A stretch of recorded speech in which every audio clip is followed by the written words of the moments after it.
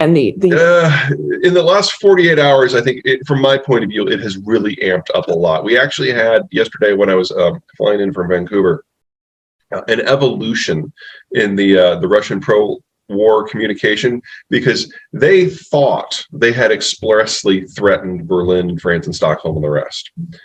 But most people in the West interpreted it as a nuclear threat against Ukraine. And so they went out and had to clarify, and that was a little chilling. Well, I've thought it's pretty chilling since the beginning, but I'm wondering, what exactly would you expect to see if you thought the message was really getting through? Would you see? Oh, that's pretty straightforward. We need at least 3 NATO divisions in the Central European countries hard up on the Ukrainian border. If the goal is to really dissuade the Russians and to convince them that this is something where the West is one and the West is going to act and the West is not going to is going to be ready for whatever's after Ukraine, you have to have troops on the edge.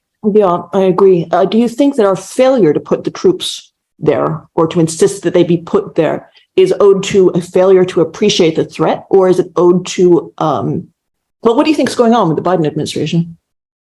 I think the Biden administration is working with the toolbox that it has. It's a little bit constrained in the United States, not as much as the past 3 presidents, which is actually, significant progress.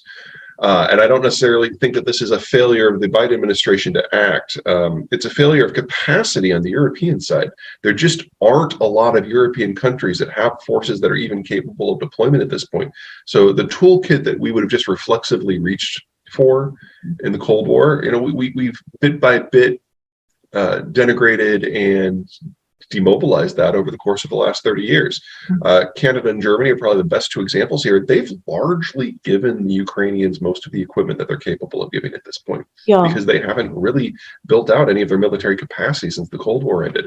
So if you want to go to that old conversation of security consumers versus security providers, they're absolutely on the consumer side at the moment. And the sort of build out that would be necessary to field troops in those 2 countries, if they started today, is at minimum a 6-month process. Well, we're now in month 7 of the war, and it still hasn't happened. It's a little strange that people aren't behaving more as if this is a 5-alarm fire. I wonder why they aren't. Do you have any thoughts about that? Well, let's take a page from the Spanish book. By the way, the Spanish have wildly overperformed in this. They're not a border state, and they've sent a huge amount of help to the Ukrainians. The way the Spanish look at this is that security is something that the Americans take care of. Now, that means that you can play fast and loose with the international politics and let the Americans pay the price, and that's fun. But at the end of the day, they are a peripheral economy at the far western end of Europe, and if something really does go wrong, the Americans will be there. And there's a degree of trust and belief in that statement. That permeates throughout Europe. The thing is, we've had 20 years of the war on terror. We had the war in Iraq that, regardless of whether you thought it was a good idea or a bad idea, the Americans were not exactly thrilled with how the Allies stepped up. Now, we all agree that the Russians are a problem and the Americans are now stepping up, but there's certainly, it's not all water under the bridge. Right. So when the institution is weaker, when the recent record of collaboration is weaker, and 6 months on, aside from a admittedly substantial amount of weapons transfers to the Ukrainians, no one's really changing anything. They're just waiting for the Americans to act, and the Americans are still in their rest, recuperate, rearm, retrain cycle after the wars on terror. This is something that doesn't necessarily resonate well in Washington.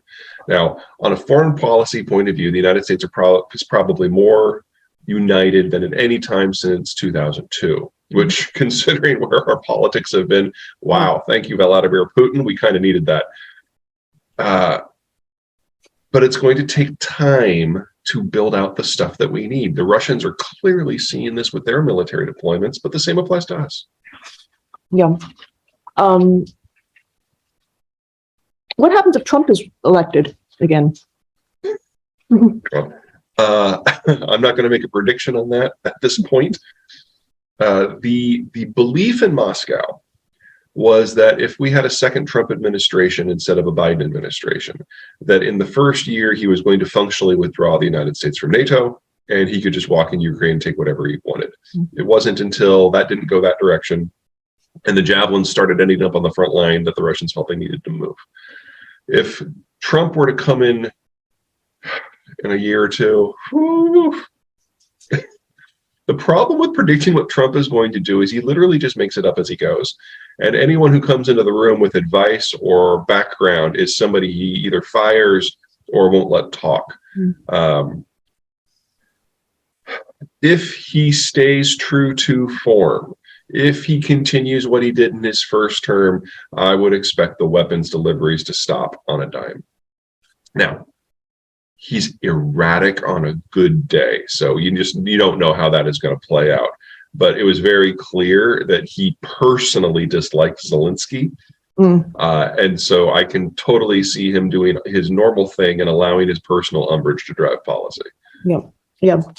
In a larger sense, I want to understand, for one thing, why you think China is going to collapse and why your prediction about this is so different from everyone else's, and whether this is a matter of the initial conditions being just slightly different and getting a massively different picture.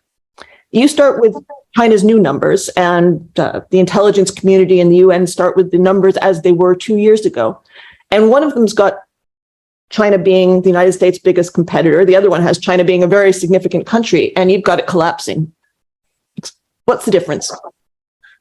I would say most of the world's coming around to my way of thinking, especially over the last 6 months.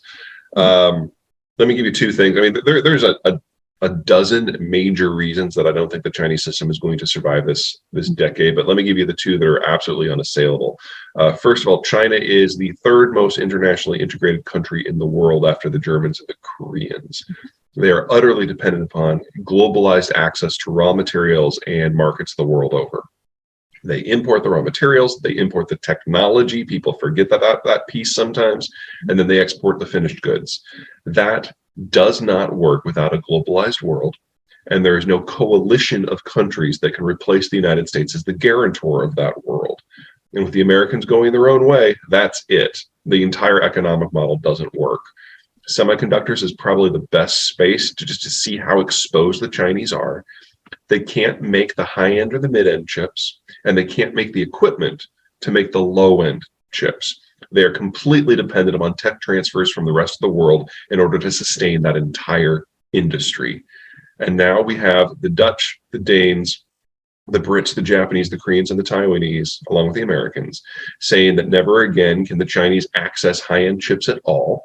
And the question is, what mid-end chips can they have, and whether they should be able to have the equipment necessary to make the low-end chips.